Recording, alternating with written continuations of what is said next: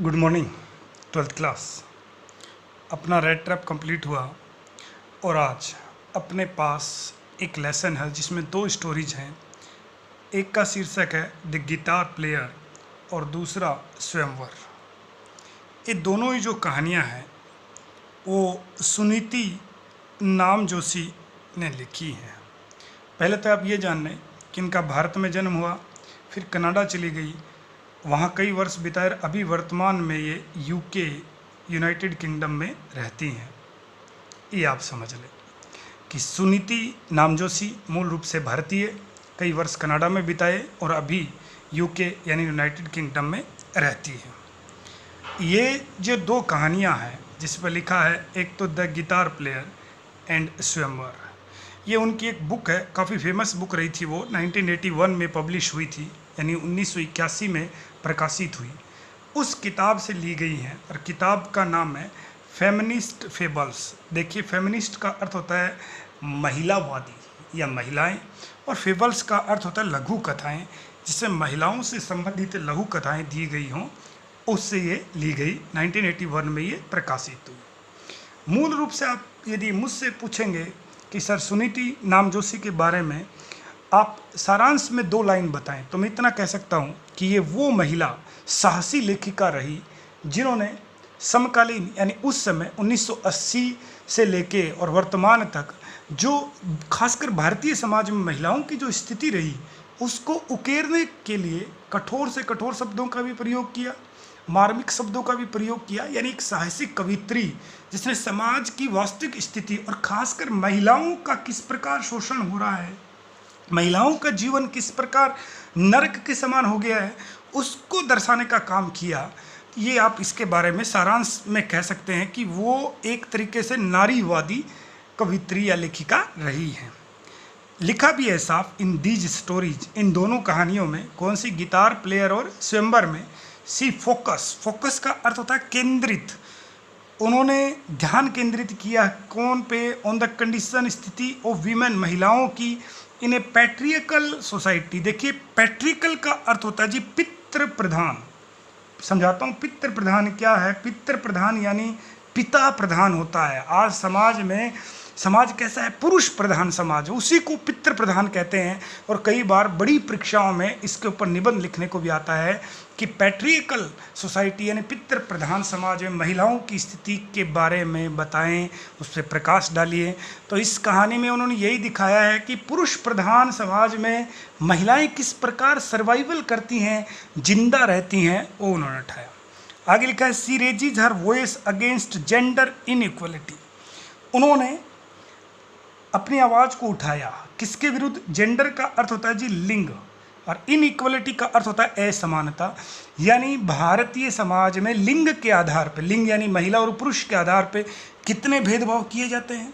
और साथ में उन्होंने ये भी बताया कि यहाँ जो स्ट्रेस कह सकते हैं, तनाव कह सकते हैं, द फैक्ट, इस सच्चाई की तरफ, the women should have their own identity.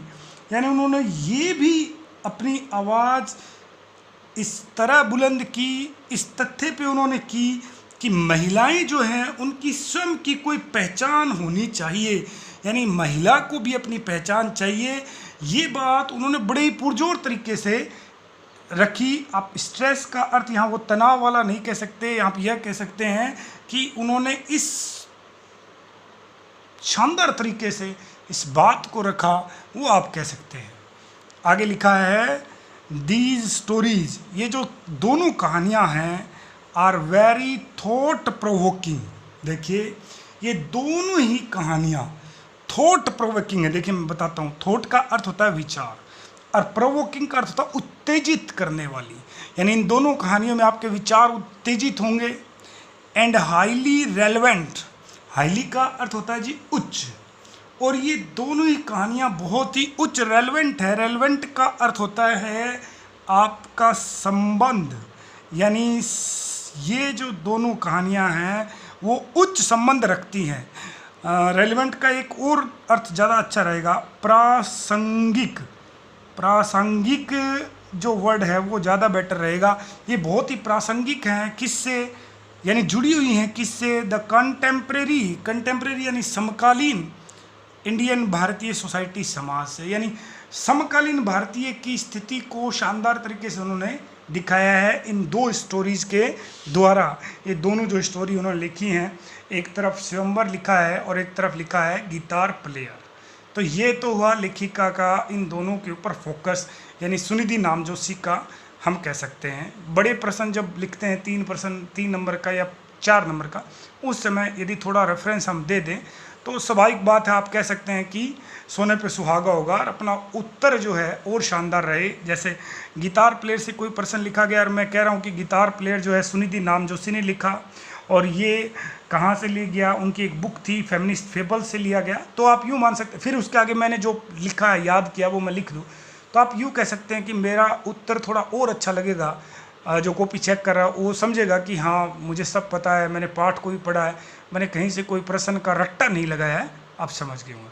अब हम बात करते हैं पहली जो स्टोरी है, कौन सी? द गिटार प्लेयर, कि वो क्या कहानी है, किस प्रकार है। देखिए, ये चर्चा हो गई, नामजोशी सुनिधि ने लिखा है। गिटार प्लेयर यानी एक लड़की है, इसमें वो गिटार बजाती है, प्लेयर यानी बजाने वाला, ठीक है जी। अब इसकी समरी देखते हैं कि समरी में क्या है। देखिए, इसमें जो गिटार बजाने वाली लड़की है दिखा है the guitar playing girl. Playing का यह अर्थ या बजाना है कि वह लड़की जो गिटार बजा रही है वो टैलेंटेड, वो प्रतिभाशाली थी, यानी गिटार बजाने में वो बहुत ही अच्छी। सी हैड स्किल, स्किल का अर्थ होता है जी कुशल, वैसे स्किल का अर्थ कौशल भी आता है, आप यहाँ से कुशल कह सकते हैं। वह बहुत ज़्यादा कुशल थी। किस में थी कुशल जी? देखिए किस में कुशल है? इन प्लेइंग एट गिटार, यानी गिटार बजाने में। गिटार जो बजाते हैं, कई लोग बजाते हैं, आप जानते हैं, एक वाद्य यंत्र होता है, वाद्य यंत्र गिटार, उसको बजाने में काफ़ी सक्षम थी। She knew well the art of playing guitar. Art का अर्थ होता है जी कला, वेल का अर्थ अच्छे ढंग से, न्यू जानती थी, यानी गिटार बजाने की कला को बहुत ही अच्छे ढंग से वो जानती थी, यानी आप यूँ कह सकते हैं गिटार बजाने में वो माहिर थी। सी वांटेड, वो एक और बात भी चाहती थी। क्या चाहती थी? That she should be recognize, recognize पहचानना, शुड का अर्थ चाहिए, ये बी लगा, मॉडल के रूप में लिखा गया है। वो ये भी चाहती थी कि मेरी पहचान किस दम पे होनी चाहिए, यानी मैं एक महिला हूँ इस दम पे, मैं सुंदर हूँ इस दम पे, या मेरे बाल लंबे हैं इस दम पे ना। वो कह रही है कि मेरी पहचान किस दम पे होनी चाहिए, देखना। ऑन द बेसिस, बेसिस का आधार होता है अर्थ, ऑफ हर क्वालिटीज, क्वालिटी का नहीं गुण है, कि मेरे अंदर जो गुण हैं उन गुणों के आधार पे मेरी एक पहचान होनी सही है, ये वो चाहती है। और गुण उसका क्या है कि वो गिटार बजाने में बहुत अच्छी है, यानी एक अच्छी गिटार वादक है वो। अब आप समझ रहे हैं कि एक लड़की गिटार बजा रही है और 1980 के आसपास ये कहानी लिखी गई है, इसका मतलब वो लड़की कोई बहुत बड़ा अपराध ही कर रही थी शायद, क्योंकि मुझे नहीं लगता कि उस समय भारतीय समाज में इतनी स्वतंत्रता थी भी क्या, महिलाओं को नहीं थी, ठीक है जी। द पासर बाई, और जब वो गिटार बजा रही है उसी समय एक दो व्यक्ति, वैसे पासर सिंगुलर लिखा है, इसका अर्थ होता है करीब से गुजरने वाला, हालांकि उसके करीब से 2-3 लोग गुजरते हैं, यहाँ पहले एक का ही नाम दिया गया है। वो गुजरता है। Also fail in love with her after hearing the music on her guitar. उस लड़की का संगीत सुनकर उसके बगल से गुजरने वाला, मैं फिर बोल रहा हूँ, पासर बाई का अर्थ है पास से गुजरने वाला, उसके बगल से कोई नवयुवक गुजरता है और वो उस लड़की से प्रेम कर बैठता है, यानी fail in love with her, उसके प्यार में पड़ जाता है, उसका म्यूजिक सुनकर वो उसे प्रेम कर बैठता है। But later they thought only on the feminine. देखिए अब शानदार देखना, लेकिन जब वो उससे पूछती है कि भाई आप मुझसे प्रेम क्यों करते हैं, अब ये आ गया ना, देखिए, एंड लेटर दे थॉट, मैंने इसका मतलब वहाँ से 1 2 3 4 कई गुजरे, पहला व्यक्ति है प्रेम में पड़ता है, उससे वो पूछती भी आप मुझसे प्रेम क्यों करते हैं, तो वो भी यही कहता है कि आप सुंदर हैं, आप गिटार बजाएं न बजाएं तो भी काम चल जाएगा, यानी उसको उसने नकार दिया। फिर दूसरा व्यक्ति है, वो भी कुछ ऐसा ही करता है कि हाँ मुझे संगीत तो काफ़ी पसंद है, लेकिन कोई ज़रूरी नहीं कि आप निकट भविष्य में बजाओ। वो क्या सोचते हैं, देखिए, they thought only on the feminine, वो केवल उस महिला के बारे में, फेमिनाइन यानी महिला से जुड़ा है, उसकी body, physical look of the girl, यानी उस लड़की का शारीरिक बनावट देखते हैं, यानी सीधे बात आप कह सकते हैं उसकी सुंदरता देख रहे हैं। और सुंदरता आपको पता है कभी स्थायी नहीं होती, आयु के साथ सुंदरता जाती है और जाएगी निश्चित रूप से। वो केवल बाहरी सुंदरता देख के उससे प्रेम कर रहे हैं, जो कि बिल्कुल ही गलत है। ठीक है जी। अब आगे क्या होता है, दे टोल्ड हर, वे उससे कहते हैं, that they had no interest in her music, कि हमारा आपके संगीत में कोई रुचि नहीं है, भले आप बजाओ चाहे ना बजाओ। आगे लिखा भी है, एंड हर गिटार, और आपके गिटार में भी हमारी कोई रुचि नहीं है। दे वुड मैरी हर, वे दो तीन जो मिले, जो करीब से गुजरे, वो कहते हैं कि हम आपसे विवाह कर लेंगे, विवाह के लिए तो तैयार है। क्या बोल रहे हैं साथ में देखना, even without her skill in playing guitar and the guitar too. वो कह रहे हैं कि भले आप विदाउट, देखिए के बिना, हर स्किल अपनी कौशलता, in playing guitar and the guitar too, भले आपको गिटार बजाना आए चाहे ना आए, बोलो हम आपसे विवाह कर सकते हैं। और लड़की क्या चाहती है, लड़की चाहती है खुद की आइडेंटिटी, खुद की पहचान। लेकिन ये अभी बात की थी, ये जो सुनिधि है इस कहानी के द्वारा यही दिखा रही है कि समाज जो है, भारतीय समाज जो है, कॉन्टेम्प्रेरी इंडियन सोसाइटी जो है, समकालीन भारतीय जो समाज है, उसका इन बातों से कोई लेना देना नहीं। वो केवल पुरुष प्रधान समाज को दर्शा रही है, कोस रही है। ठीक है जी। द गर्ल फाउंड, लड़की ने पाया, that they were not interested in her quality, और लड़की इस बात को समझने में लड़की को बिल्कुल भी देर नहीं लगी कि उनको कोई इंटरेस्ट नहीं है उनकी प्रतिभा, यानी उसकी जो गुण है, उसकी जो क्वालिटी है, उसमें उनको कोई इंटरेस्ट नहीं है। So she was not satisfied with their answer. ये उसने एक प्रश्न करती है, वो जब मिलते हैं ना तो वो उनसे प्रश्न भी करती है। क्या प्रश्न करती है कि भाई आप जो हैं, आप जो मुझे आप कह रहे हैं कि मुझे आपसे प्रेम हो गया और आप मुझसे विवाह करना चाहते हैं, तो वो एक प्रश्न भी करती है कि भाई ऐसा क्या है, किस वजह से आप मुझसे विवाह करना चाहते हैं। और फिर उनको वो टाइम भी देती है कि भाई आप अपना उत्तर जो है वो आप कल भी दे सकते हैं। तो जब वो दो व्यक्ति एक एक करके गुजरते हैं, वो जब नेक्स्ट डे अपना उत्तर देते हैं, भाई एक उसमें से बोलता है कि भी मैं आपसे पूरे जीवन प्रेम करूँगा, भले आप संगीत का एक भी स्वर ना जाने। और दूसरा बोलता है कि मैं आपसे प्रेम करूँगा, भले आपके पास गिटार हो चाहे ना हो। लेकिन लड़की जो गिटार बजा रही है वो उनको साफ बोल देती है कि मैं एक संगीतज्ञ हूँ और आपको मेरे संगीतज्ञ की कोई क्वालिटी पता ही नहीं है, आपको मेरे संगीत से कोई प्रेम है ही नहीं, तो इसलिए मैं आम लोगों से विवाह नहीं कर सकती। मतलब आप जो उत्तर दे रहे हैं, आप जो कह रहे हैं ना कि हम आपसे विवाह करना चाहते हैं, उसका सही कारण आपके पास है नहीं। आगे देखिए, and she choose to play a sad tune, और वो उन दोनों को रिजेक्ट कर देती है और एक दुखद, यानी आप कह सकते हैं दुख भरी ध्वनि, टून आप कह सकते हैं कि कोई लय करतल ध्वनि बजाना, वो उसको बजाती है, या धुन भी कह सकते हैं। जबकि सही उत्तर क्या था, ये प्रश्न बनेगा आगे, एक प्रश्न का उत्तर है, ये बहुत अच्छे से देख लेना। प्रश्न बनेगा, what was the right answer according to the girl. लड़की के अनुसार सही उत्तर क्या था? The right answer was according to the girl, यानी उस लड़की के अनुसार सही उत्तर क्या था? वो ये था, that they should love her. उत्तर ये था कि वे उनसे प्रेम करें, with all her talents, talents यानी प्रतिभा, कि वो उससे प्रेम तो करें लेकिन उसकी जितनी भी प्रतिभाएं हैं, प्रतिभा यानी उसके गुण हैं, उन गुणों से भी प्रेम करें। एंड प्रोसेसन्स, यानी उसके जो गुण हैं उनसे भी प्रेम करें।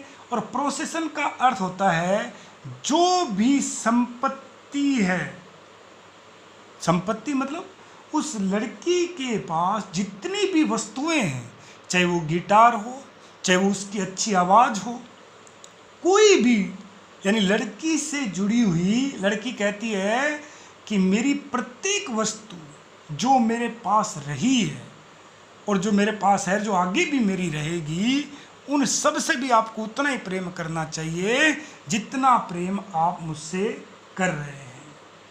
तो इस बात से, ये इतनी छोटी सी कहानी है, ये आप देखेंगे ना तो ये आधे पेज में, एक पेज में ही अपनी ख़त्म हो जाएगी।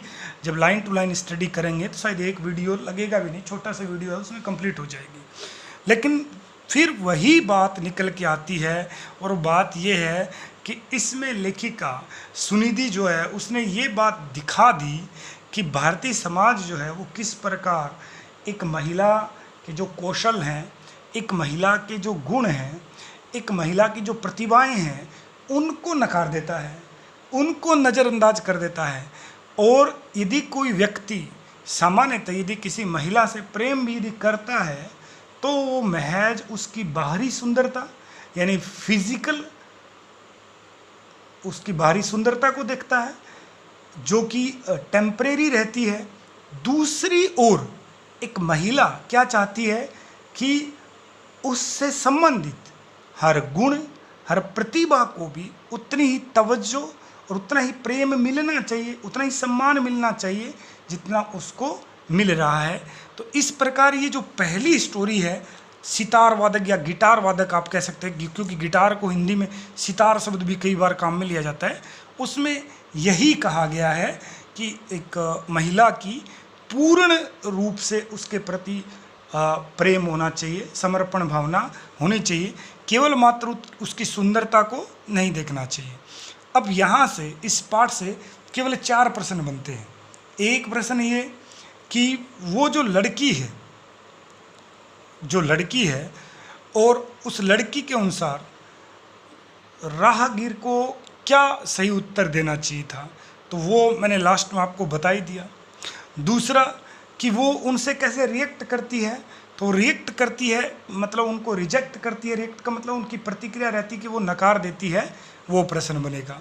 और एक प्रश्न और बनता है कि वो जो पासर बाई हैं वो वहाँ से गुजरेंगे तो वो थोड़े परप्लेक्स्ड हो जाएंगे। परप्लेक्स्ड का अर्थ होता है जी घबरा जाना, ये वर्ड रहता है परप्लेक्स्ड, मैं यहाँ लिख रहा हूँ, देखना। परप्लेक्स्ड जो है उसका अर्थ होता है घबरा जाना। वो क्यों घबरा जाते हैं? घबरा इसलिए जाते हैं क्योंकि उनको सही उत्तर नहीं मिलता। तो इस प्रकार इस स्टोरी का एक पार्ट का समरी हमने देख लिया, लेखिका के बारे में पूरी जानकारी हमने जुटा ली। आई होप आप नियमित रूप से वीडियो देख रहे होंगे, और क्योंकि आज आप जानते हैं कि ऐप से पढ़ रहे हैं तो सब कुछ पता चल रहा है। हाँ, इतनी मूर्खता आप ना करें, 12th क्लास में आप आ गए हैं, आप ये जानते हैं अच्छे ढंग से कि परीक्षा मार्च और अप्रैल में होनी है। हर हाल में हो सकता है सिलेबस 10% घटा दे, कोई एक पार्ट हट जाए या कोई एक व्याकरण का टॉपिक हट जाए, लेकिन परीक्षा तो टाइम पे होगी। और ये आप जानते हैं कि हो सकता है ये स्कूल जो ऐप से पढ़ाया जा रहा, हो सकता है ये 2 महीने चले, 3 महीने चले। तो आप ये मूर्खता ना करें कि आप वीडियो का एक पार्ट देख रहे हैं, फिर आप 3 नंबर पार्ट देख लिए, 2 नहीं देखा, कभी देख लिए कभी नहीं देखा। ऐसा खासकर 12th क्लास में आके नहीं होना चाहिए, क्योंकि बाद में जब रिजल्ट आता है ना, बड़ी तकलीफ़ होती है, कई दिन तक नींद नहीं आती। तो मुझे पूरी उम्मीद है, चाहे वो मेरा सी का स्टूडेंट हो तो इस बायो का, वो ऐसा नहीं करेगा। और इस लेवल पे आके, यानी 12th क्लास एक ऊंचा स्टैंडर्ड रहता है जिस पर विद्यार्थी को फटकारने और डांटने की आवश्यकता नहीं रहती, अपना कार्य करेगा। और साथ में वो उसकी नज़र अपने घर की स्थिति पे भी है, माँ बाप की स्थिति पे भी है कि वो इस विषम परिस्थिति में भी पैसे दे रहे हैं, फीस दे रहे हैं, और दूसरी तरफ अपना कर्तव्य है कि हम उनको निराशित ना होने दें। एक वाक्य सुनाता हूँ आपको। इस बार जैसे रिजल्ट आया, जिसने मैथ में टॉप किया, देवेंद्र, उसके पिताजी आए थे स्कूल में, परसों आए थे। वो आप कल्पना नहीं कर सकते, मतलब उसके चेहरे पे जो खुशी थी, मैं आपको बता रहा हूँ, उसको शब्दों में व्यक्त नहीं किया जा सकता। और लड़का तो स्वाभाविक बात है, सीधा सरल लड़का, पूछना किसी से भी उसके बारे में। जब ऐसे मैंने उससे पूछ लिया, क्योंकि मैथ बी में पीरियड नहीं रहा, तो मैंने पूछा, तो लड़का बहुत ही सरल तरीके से बोला कि मैंने पूछा कि कितना अध्ययन रहा था। उसने कहा कि सर, मैंने कभी पीरियड स्कूल के बाद जितने भी अध्ययन किया उसमें घंटे मैंने काउंट किए ही नहीं, मेरे पास जितना समय रहता था मैं पढ़ाई में लगा दिया मैंने। क्योंकि आज जहाँ मैं हूँ और कभी किसी क्लास में किसी टेस्ट में कहीं रैंक नहीं है उसकी, आप देख लेना। तो ये ऐसा एक डिटर्मिनेशन अपने साथ रहे कि हाँ जी कुछ करना है, कुछ असाधारण करना है, इतनी लगन आपके अंदर रहे।